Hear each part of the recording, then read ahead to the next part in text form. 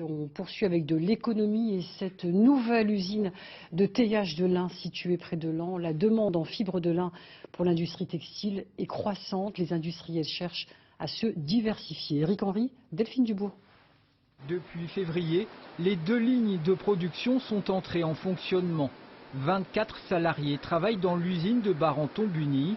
Le lin passe dans des tambours pour en extraire la fibre.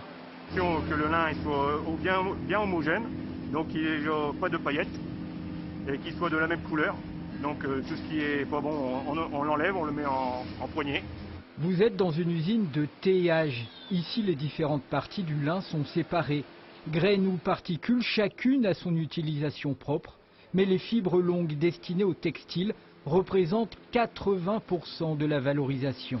La fibre de lin, elle est connue pour sa qualité d'être très résistante. Et donc le fait d'avoir une fibre assez longue et assez robuste permet de la travailler. Et c'est grâce à ça aussi qu'on peut avoir le plus beau fil possible et le plus long. La totalité de la production de ces fibres longues est transformée en tissu, en Inde ou en Chine. La demande est croissante.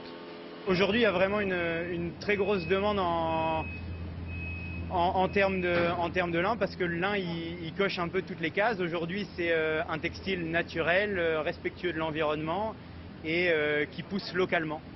Voici la matière brute collectée chez les agriculteurs. Les surfaces cultivées en lin ont augmenté de 130% en 10 ans. Dans l'Aisne, 70 cultivateurs approvisionnent la nouvelle usine. Aujourd'hui, elle vient exclusivement de l'Aisne.